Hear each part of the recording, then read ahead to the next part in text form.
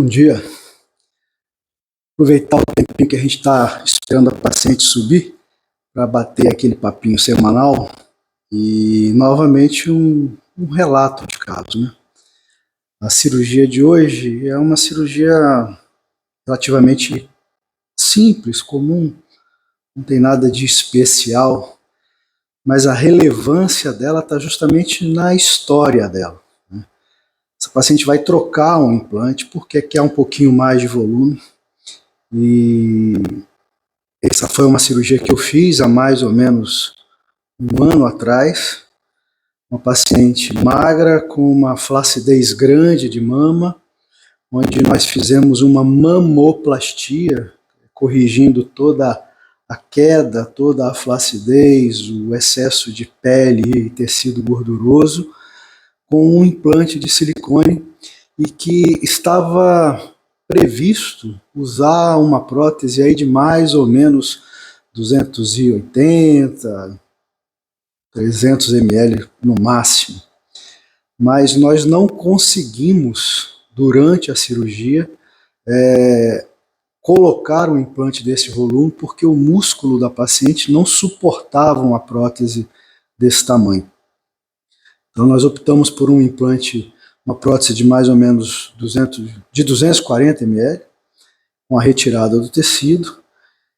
E por que não conseguimos? Porque a nossa ideia, eu inclusive tenho vídeos dessa cirurgia no canal, a ideia é criar com o músculo da paciente um suporte para essa prótese, para que a gente não tenha o peso da prótese sobre a mama.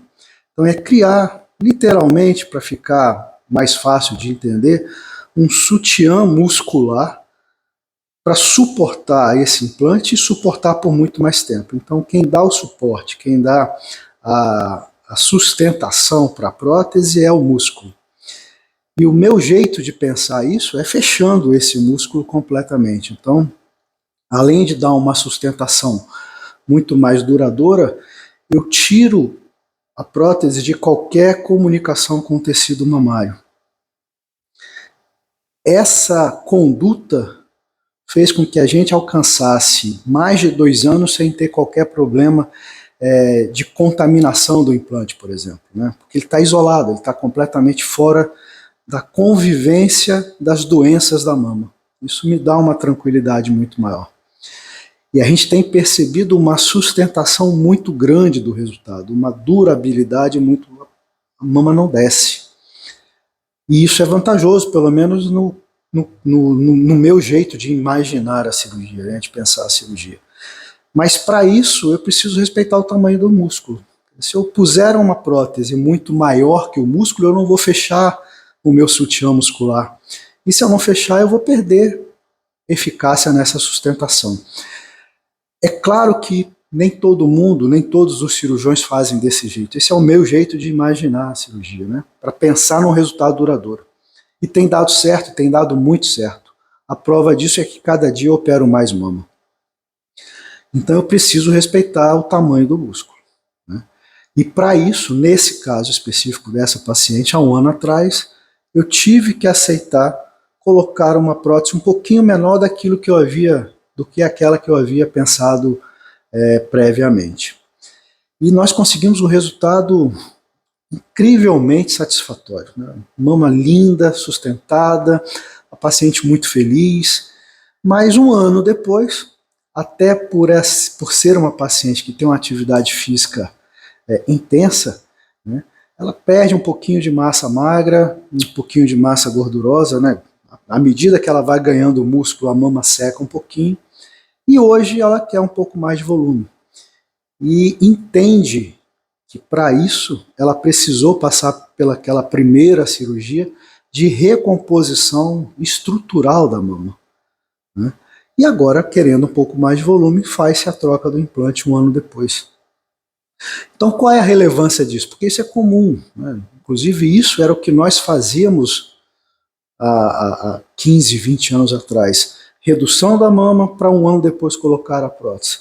E não tínhamos problema com implantes, porque o que traz, que aumenta o número de problemas com prótese de silicone em mamoplastias é justamente tentar usar próteses de volumes muito grandes, né? Porque você tem que reestruturar a mama e tem uma prótese gigante tentando empurrar tudo para fora. É claro que essa cicatriz vai sofrer, ela vai alargar, às vezes vai abrir, e abrindo você pode perder o implante. Então a relevância desse caso hoje é muito mais em relação a essa parceria médico-paciente, essa relação de cumplicidade, de confiança entre o médico e a paciente. É esse tipo de relação que a gente precisa construir com nossos pacientes, para que eles entendam que nós temos limites anatômicos a ser respeitados e que, às vezes, esses limites nos impõem alguma perda dentro daquilo que nós estávamos pensando. Para a gente conseguir um resultado satisfatório, nem sempre eu consigo fazer tudo aquilo que eu queria, porque eu tenho que respeitar a anatomia do paciente. Então, o que nós buscamos é sempre o melhor resultado possível para aquela paciente, naquela situação do dia da cirurgia. E que, às vezes, vai ser necessário um segundo tempo cirúrgico para a gente chegar no máximo do que era desejado. Então você primeiro conquista o que é possível e depois tenta, se possível também, né, alcançar um degrau acima dentro do que é desejado. A cirurgia plástica tem as limitações de qualquer outra especialidade médica, né? Mas a gente também tem a possibilidade de sempre poder melhorar esse resultado num segundo tempo, se for possível. Mas isso depende de uma relação de muita confiança e de cumplicidade com o seu paciente. E para aquelas pacientes que não entendem isso, o conselho que eu dou aos meus colegas mais jovens é não opere. Porque se ela não consegue entender a sua limitação como profissional, ela não tem como entender as limitações do resultado do caso dela. E ela vai jogar isso em cima das suas costas. E é preciso que a gente reconstrua uma relação médico-paciente de confiança e de muita qualidade, porque só isso faz a nossa profissão ser duradoura.